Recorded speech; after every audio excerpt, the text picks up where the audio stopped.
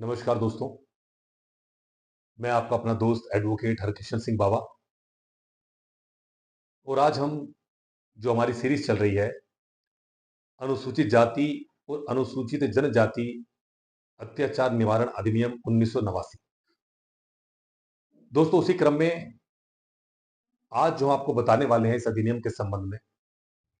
वो है दोस्तों अध्याय 2। अध्याय 2 के अंतर्गत जो मुख्य तौर पर बताया जा रहा है अत्याचार के अपराध के संबंध में। इसकी धारा 3 कहती है अत्याचार के अपराधों के लिए दंड। यानी कि यदि कोई अनुसूचित जाति या अनुसूचित जनजाति के लोगों पर किसी प्रकार का अत्याचार करता है तो उसके संबंध में जो दंडों का प्रावधान है वो क्या क्या है, वो इसे बताया जा रहा है दोस्तों। धारा 3 की उपधारा 1 कहती है जो कोई अनुसूचित जाति या अनुसूचित जनजाति का सदस्य नहीं होते हुए, बिंदु ए, अनुसूचित जाति या अनुसूचित जनजाति के किसी सदस्य के मुख में कोई अखाद्य या घृणाजनक पदार्थ रखता है या ऐसे सदस्य को ऐसे अखाद्य या घृणाजनक पदार्थ पीने या खाने के लिए मजबूर करेगा। बिंदु बी, अनुसूचित जाति या अनुसूचित जनजाति के किसी सदस्य द्वारा दखलकृत परिसरों में या परिसरों के प्रवेश द्वारा पर मल, मूत्र, कूड़ा, मल,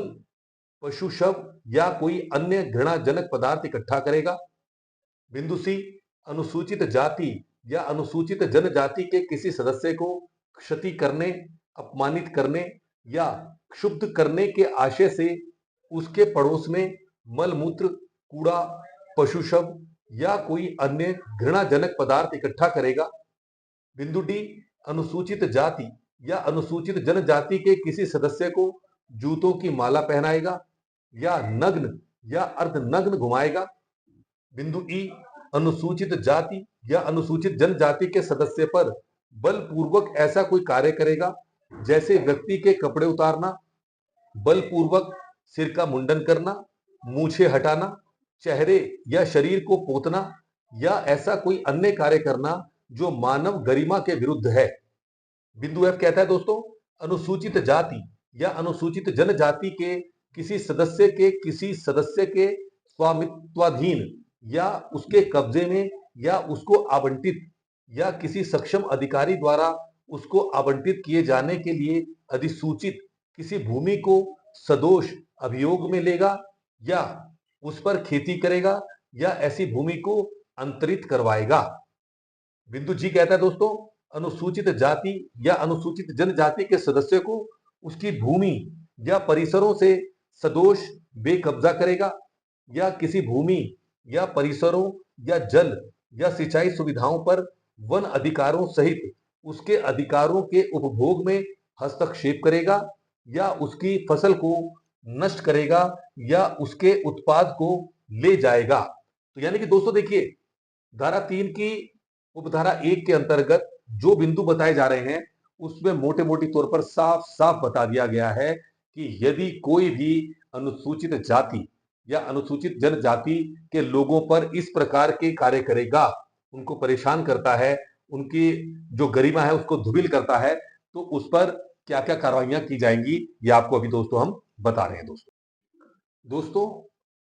स्पष्टीकरण के अंतर्गत जो हमने आपको बताया है, खंड एफ और इस खंड के प्रयोजनों के लिए सदोष पद में निम्नलिखित सम्मिलित है।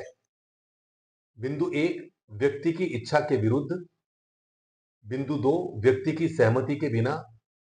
बिंदु 3, व्यक्ति की सहमति से जहां ऐसी सहमति उस व्यक्ति या किसी ऐसे अन्य व्यक्ति को जिससे वह व्यक्ति हितबद्ध है मृत्यु या उपहति का भय दिखाकर अभिप्राप्त की गई है। या बिंदु 4, ऐसी भूमि के अभिलेखों को बनाना। अब दोस्तों बात करेंगे बिंदु एच की, अनुसूचित जाति या अनुसूचित जनजाति के किसी सदस्य को बेगार करने के लिए या सरकार द्वारा लोक प्रयोजनों के लिए अधिरोपित किसी अनिवार्य सेवा से भिन्न अन्य प्रकार के ब्लात श्रम या बंधुआ श्रम करने के लिए तैयार करेगा। बिंदु आई, अनुसूचित जाति या अनुसूचित जनजाति के किसी सदस्य को मानव या पशु शवों की अंत्येष्टि या ले जाने या कब्रों को खोदने के लिए विवश करेगा। बिंदु जे, अनुसूचित जाति या अनुसूचित जनजाति के सदस्य को हाथ से मैला उठाने के लिए तैयार करेगा या ऐसे प्रयोजन के लिए ऐसे सदस्य का नियोजन करेगा या नियोजन को अनुज्ञात करेगा। दोस्तों, बिंदु के कहता है अनुसूचित जाति या अनुसूचित जनजाति की स्त्री को किसी देवदासी के रूप में पूजा मंदिर या किसी अन्य धार्मिक संस्थान की देवी मूर्ति या पात्र के समर्पण को या वैसी ही किसी अन्य प्रथा का निष्पादन या संवर्धन करेगा या पूर्वोक्त कार्यों को अनुज्ञात करेगा। और दोस्तों, बिंदु एल कहता है अनुसूचित जाति या अनुसूचित जनजाति के सदस्य को बिंदु एक, मतदान न करने या किसी विशिष्ट अभ्यर्थी के लिए मतदान करने या विधि द्वारा उपबंधित से भिन्न रीति से मतदान करने के लिए मजबूर या अभित्रस्त करेगा।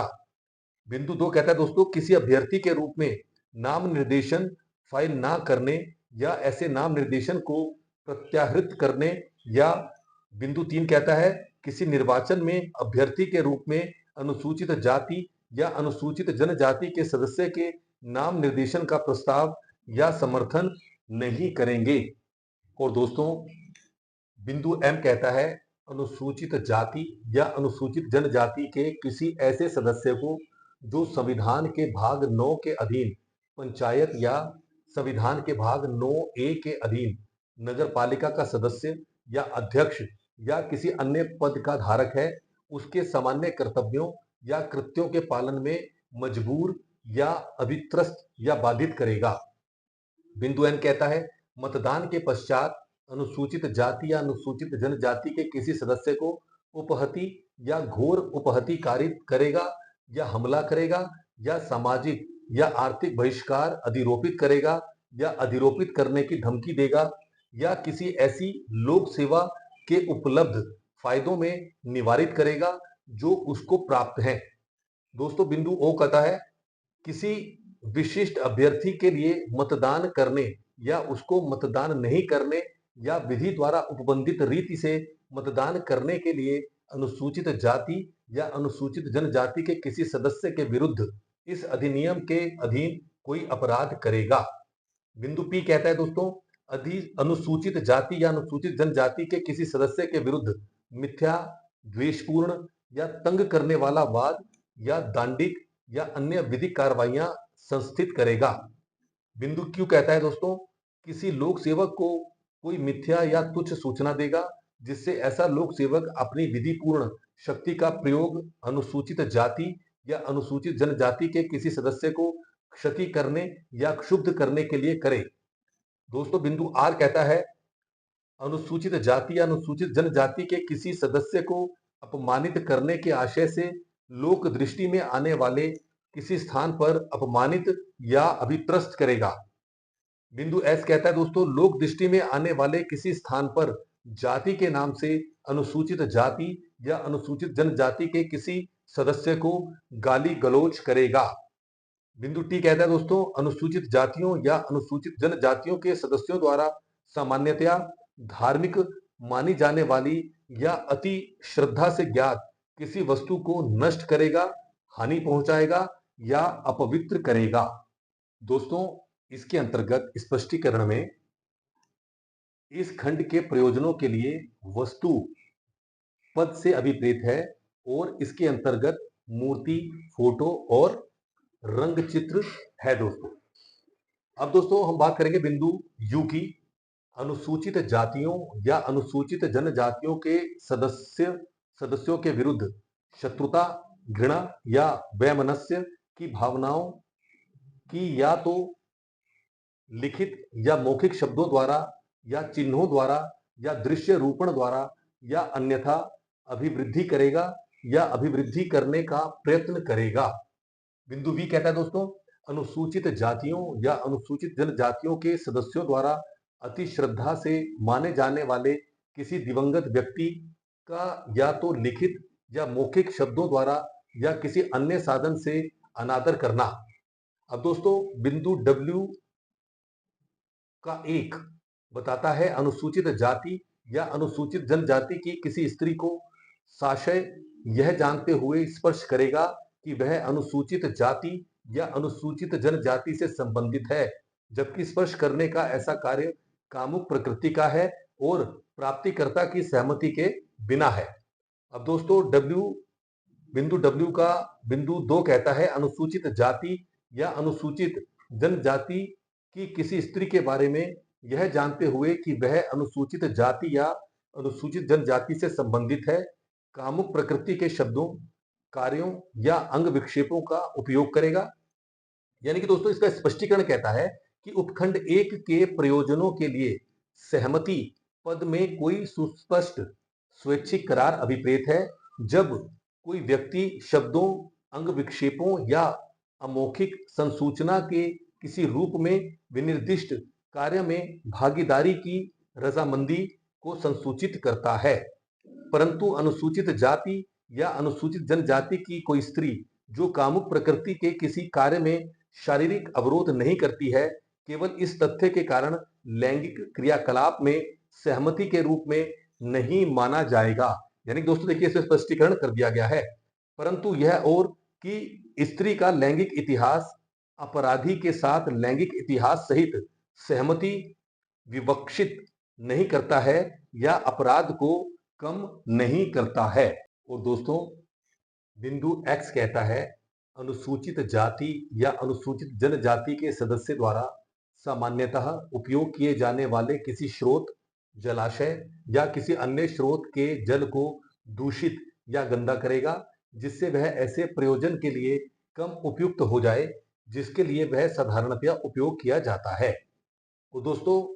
बिंदु Y कहता है अनुसूचित जाति या अनुसूचित जनजाति के किसी सदस्य को लोक समागम के किसी स्थान से गुजरने के किसी रूढ़िजन्य अधिकार से इनकार करेगा या ऐसे सदस्य को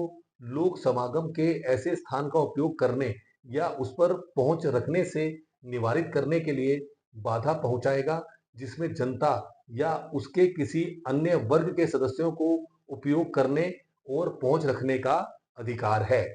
और दोस्तों बिंदु Z कहता है अनुसूचित जाति या अनुसूचित जनजाति के किसी सदस्य को उसका गृह, ग्राम या निवास का अन्य स्थान छोड़ने के लिए मजबूर करेगा या छुड़वाएगा। परंतु देखिए दोस्तों इसके अंदर एक कंडीशन भी है, परंतु इस खंड की कोई बात किसी लोक कर्तव्य के निर्वहन में की गई किसी कार्रवाई को लागू नहीं होगी। अब दोस्तों बिंदु Z ए कहता है अनुसूचित जाति या अनुसूचित जनजाति के सदस्य को निम्नलिखित के संबंध में किसी रीति से बाधित या निवारित करेगा, जिसका Z ए का बिंदु एक कहता है किसी क्षेत्र के सम्मिलित संपत्ति संसाधनों का या अन्य व्यक्तियों के साथ समान रूप से कब्रिस्तान या शमशान भूमि का उपयोग करना या किसी नदी, सरिता स्रोत, कुआं, तालाब, कुंड, नल या अन्य जलीय स्थान या किसी स्नान घाट, कोई सार्वजनिक परिवहन, कोई सड़क या मार्ग का उपयोग करना। और दोस्तों बिंदु 2 कहता है साइकिल या मोटरसाइकिल आरोहण या सवारी करना या सार्वजनिक स्थानों में जूते या नए कपड़े पहनना या विवाह की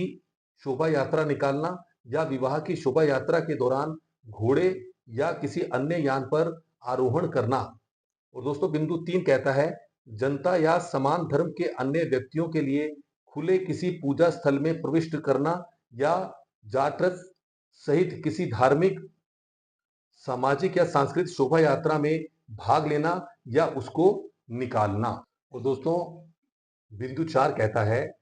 किसी शैक्षणिक संस्था, अस्पताल, औषधालय, प्राथमिक स्वास्थ्य केंद्र, दुकान या लोक मनोरंजन स्थान या किसी अन्य लोक स्थान में प्रविष्ट होने या जनता के लिए खुले किसी स्थान में सार्वजनिक उपयोग के लिए अभिप्रेत कोई उपकरण या वस्तुओं का उपयोग करना। या बिंदु 5 कहता है किसी वृत्ति में व्यवसाय करना या किसी ऐसी उपजीविका, व्यापार, कारोबार या किसी नौकरी में नियोजन करना जिसमें जनता या उसके किसी वर्ग के अन्य लोगों को उपयोग करने या उस तक पहुंच का अधिकार है।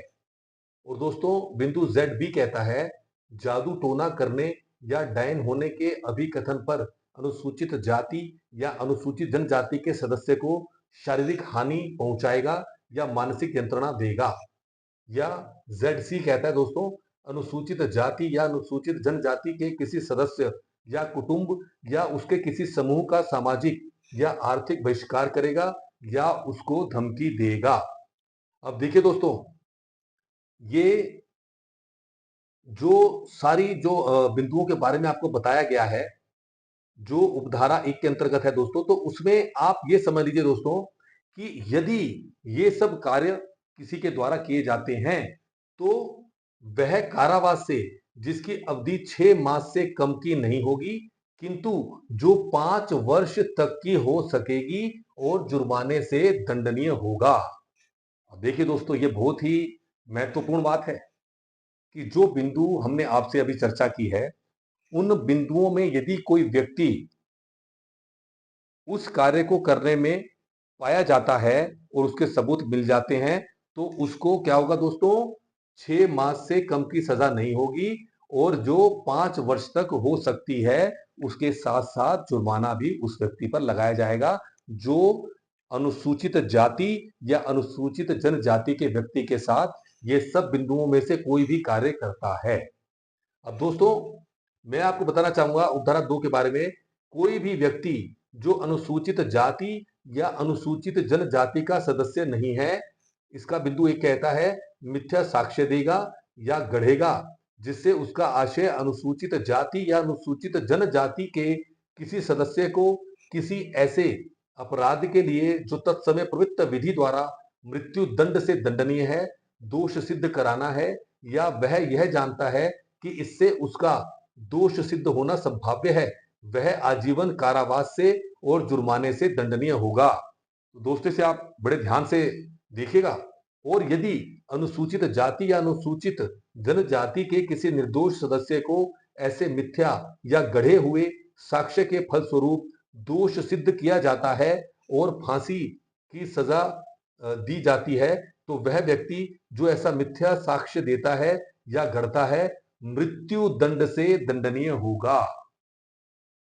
और दोस्तों, इसका बिंदु 2 कहता है, मिथ्या साक्ष्य देगा या गढ़ेगा जिससे उसका आशय अनुसूचित जाति या अनुसूचित जनजाति के किसी सदस्य को ऐसे अपराध के लिए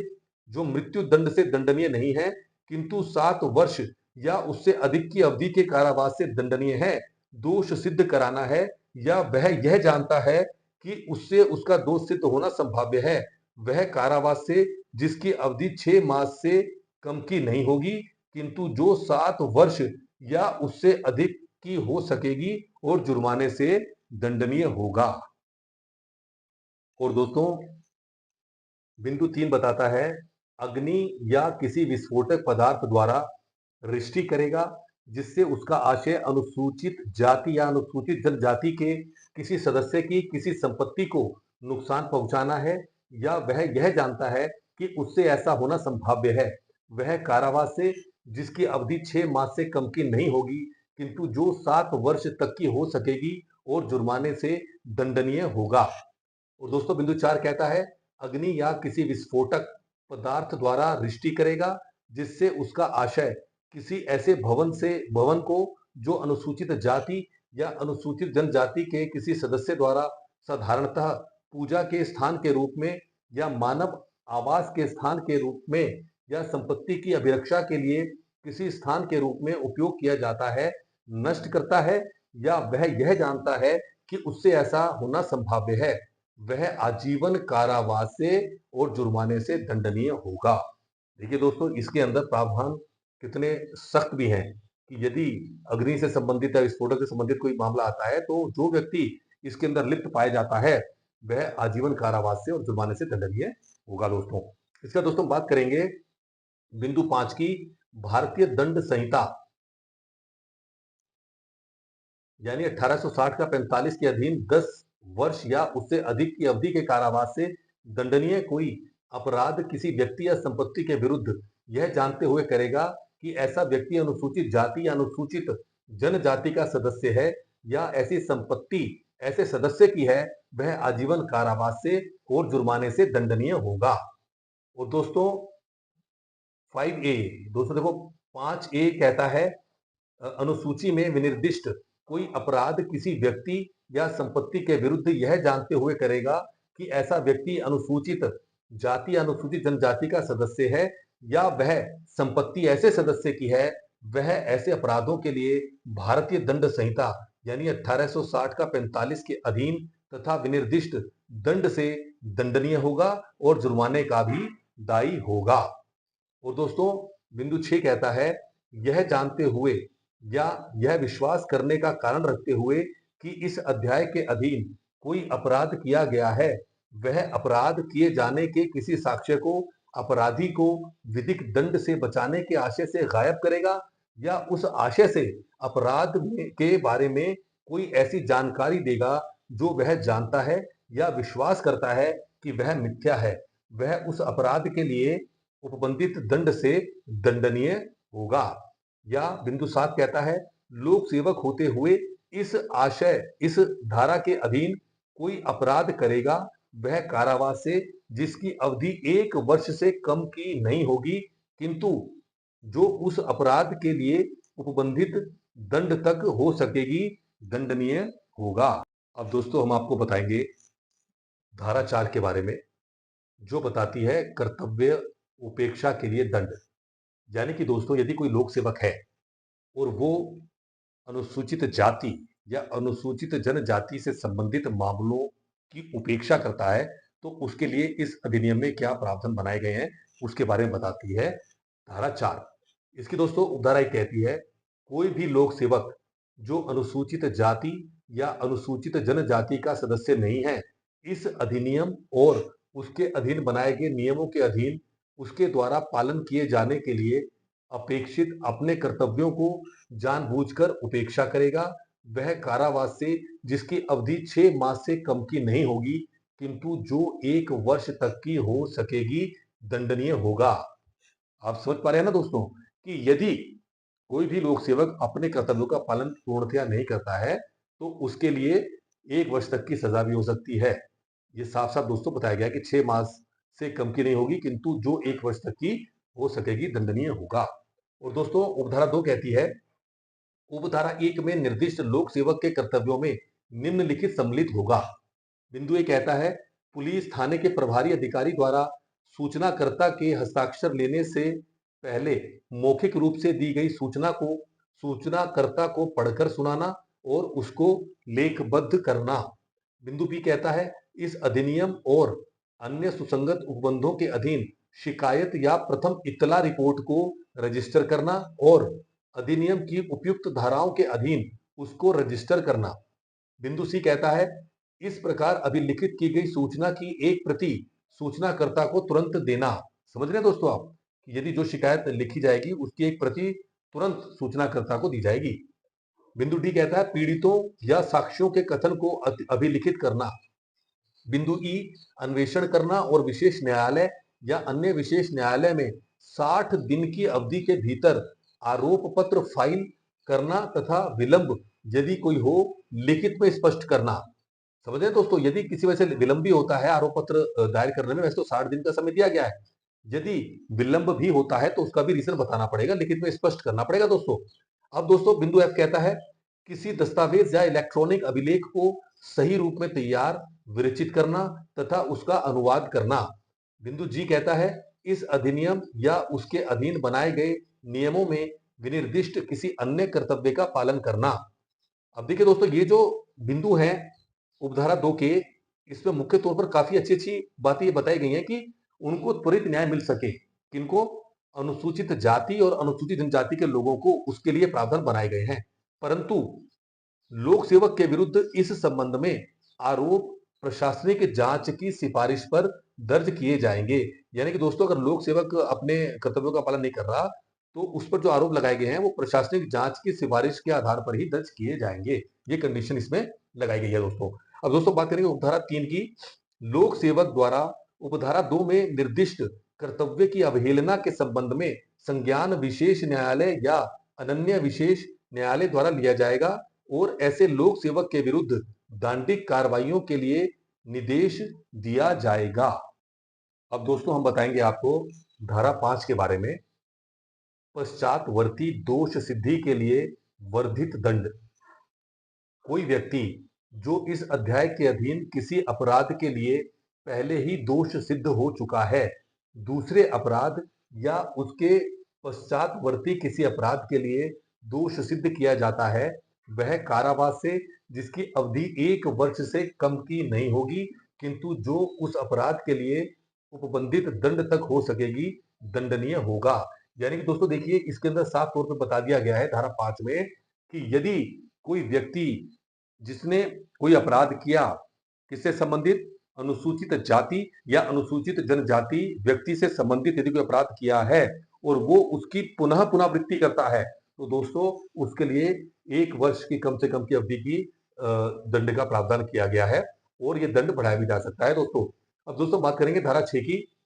भारतीय दंड संहिता के कतिपय उपबंधों का लागू होना।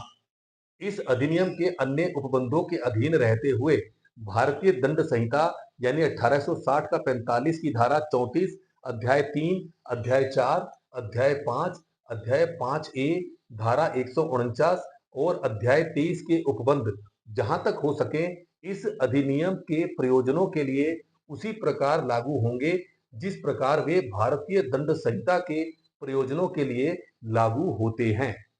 और दोस्तों धारा 7 बताती है कतिपय व्यक्तियों की संपत्ति का संपहरण। इसकी उपधारा कहती है जहां कोई व्यक्ति इस अध्याय के अधीन दंडनीय किसी अपराध के लिए दोष सिद्ध किया जाता है, वहां विशेष न्यायालय कोई दंड देने के अतिरिक्त लिखित रूप में आदेश द्वारा यह घोषित कर सकेगा कि उस व्यक्ति की कोई संपत्ति स्थावर या जंगम या दोनों जिनका उस अपराध को करने में प्रयोग किया गया है, सरकार को संप्रहित हो जाएगी। और दोस्तों धारा 2 कहती है जहां कोई व्यक्ति इस अध्याय के अधीन किसी अपराध का अभियुक्त है, वहां उसका विचारण करने वाला विशेष न्यायालय ऐसा आदेश करने के लिए स्वतंत्र होगा कि उसकी सभी या कोई संपत्ति स्थावर या जंगम या दोनों ऐसे विचारण की अवधि के दौरान कुर्क की जाएंगी और जहां ऐसे विचारण का परिणाम शोध दोष सिद्ध है, वहां इस प्रकार कुर्क की गई संपत्ति उस सीमा तक संप्रहित के दायित्वाधीन होगी जहां तक वह इस अध्याय के अधीन अधिरोपित किसी जुर्माने की वसूली के प्रयोजन के लिए अपेक्षित है। और दोस्तों धारा 8 कहती है अपराधों के बारे में उपधारणा। इस अध्याय के अधीन किसी अपराध के लिए अभियोजन में यदि यह साबित हो जाता है कि बिंदु ए कहता है अभियुक्त ने इस अध्याय के अधीन अपराध करने के अभियुक्त व्यक्ति द्वारा या युक्ति युक्त रूप से संदेहास्पद व्यक्ति द्वारा किए गए अपराधों के संबंध में कोई वित्तीय सहायता की है। तो दोस्तों बिंदु बी कहता है व्यक्तियों के किसी समूह ने इस अध्याय के अधीन अपराध किया है और यदि यह साबित हो जाता है कि किया गया अपराध भूमि या किसी अन्य विषय के बारे में किसी विद्यमान विवाद का फल है, तो यह उपधारणा की जाएगी कि यह अपराध सामान्य आशय या सामान्य उद्देश्य को अग्रसर करने के लिए किया गया था। तो दोस्तों बिंदु सी कहता है अभियुक्त पीड़ित या उसके कुटुंब का व्यक्तिगत ज्ञान रखता था। न्यायालय यह उपधारणा करेगा कि जब तक कि तत्प्रतिकूल साबित न कर दिया जाए अभियुक्त को पीड़ित की जाति या जनजातीय पहचान का ज्ञान था। अब दोस्तों हम बात करेंगे धारा 9 की शक्तियों का प्रदान किया जाना। ये दोस्तों बहुत महत्वपूर्ण धारा है। उपधारा एक कहती है संहिता में या इस अधिनियम के किसी अन्य उपबंध में किसी बात के होते हुए भी यदि राज्य सरकार ऐसा करना आवश्यक या समीचीन समझती है, तो वह बिंदु ए कहता है इस अधिनियम के अधीन किसी अपराध के निवारण के लिए और उससे निपटाने के लिए या बिंदु बी इस अधिनियम के अधीन किसी मामले या मामलों के वर्ग या समूह के लिए किसी जिले या उनके किसी भाग में राज्य सरकार के किसी अधिकारी को राजपत्र में अधिसूचना द्वारा ऐसे जिले या उसके भाग में संहिता के अधीन पुलिस अधिकारी द्वारा प्रयोक्तव्य शक्तियां या यथास्थिति ऐसे मामले या मामलों के वर्ग या समूह के लिए और विशिष्टतया किसी विशेष न्यायालय के समक्ष व्यक्तियों की गिरफ्तारी, अन्वेषण और अभियोजन की शक्तियां प्रदान कर सकेगी। और दोस्तों इसकी उपधारा 2 कहती है, पुलिस के सभी अधिकारी और सरकार के अन्य सभी अधिकारी इस अधिनियम के या उसके अधीन बनाए गए किसी नियम, स्कीम या आदेश के उपबंधों के निष्पादन में उपधारा 1 में निर्दिष्ट अधिकारी की सहायता करेंगे। उपधारा 3 कहती है दोस्तों, संहिता के उपबंध जहां तक हो सके उपधारा 1 के अधीन किसी अधिकारी द्वारा शक्तियों के प्रयोग के संबंध में लागू होंगे। तो यानी कि देखिए दोस्तों, इसके अंदर जो 9 धाराएं आपको बताई गई हैं दोस्तों अभी तक, इसमें जो अध्याय 2 है, इसमें साफ तौर पर यह बता दिया गया है कि यदि अनुसूचित जाति या अनुसूचित जनजाति के लोगों के साथ किसी भी प्रकार का उत्पीड़न किया जाता है या उन्हें परेशान किया जाता है या कोई उनके ऊपर कोई अपराध किया जाता है उन पर, तो दोस्तों बहुत ही सख्त कानून इस अधिनियम के अंतर्गत बनाए गए हैं। अब दोस्तों मैं यही बताना चाहूंगा दोस्तों, जो अनुसूचित जाति और अनुसूचित जनजाति अपराध निवारण अधिनियम जो 1989 बना है, ये अनुसूचित जाति और अनुसूचित जनजाति के लोगों के लिए एक ऐसी शक्ति है, एक ऐसा शस्त्र है, यदि उनके ऊपर कोई भी उत्पीड़न करता है या उन पर अपराध करता है तो ये अधिनियम उनको उससे बचाएगा। अब दोस्तों अंत में इस वीडियो के मैं यही कहना चाहूंगा कि आप लोग हमेशा मुझे अपना स्नेह, अपना प्यार देते हैं दोस्तों, और मैं भी यथासंभव प्रयास कर रहा हूं कि जो हमारा मिशन लीगल अवेयरनेस चल रहा है, इसके अंतर्गत जो हमारी सीरीज चल रही है वर्तमान में, वो मानवाधिकार के संबंध में है। और आज हमने दोस्तों अनुसूचित जाति और अनुसूचित जनजाति के संबंध में जो अधिनियम आपसे हमने बताया है दोस्तों, इसको आप ध्यान से देखिएगा। और इस वीडियो को दोस्तों एक बार में समझ में आना थोड़ा मुश्किल है, लेकिन जब आप इस वीडियो को बार बार देखेंगे तो आपको कुछ भी मुश्किल नहीं लगेगा दोस्तों, क्योंकि हर चीज साफ इसमें बताई गई है। बस ये है कि आप उसको ध्यान से देखिए। और दोस्तों आपसे मेरा निवेदन है कि हमारे इस मिशन में, जो मिशन लीगल अवेयरनेस है, इसको आगे बढ़ाने के लिए एडवोकेट हरकिशन सिंह बावा जो मेरा यूट्यूब चैनल है, इसको सब्सक्राइब करें। आपको वीडियो अच्छी लगती है दोस्तों तो इसको लाइक करें, इस पे कमेंट्स करें, और मैं यथासंभव प्रयास करूंगा आपको समय के अंदर इसका जवाब दूं जो भी कमेंट्स आपके आएंगे। और इसको दोस्तों शेयर करना बिल्कुल ना भूलें, ताकि समाज का हर वर्ग सशक्त हो सके और अपने अधिकारों को समझकर एक सुख का जीवन जी सके। आपने मेरी वीडियो को देखा, थैंक यू सो मच। जय हिंद, जय भारत, जय उत्तराखंड।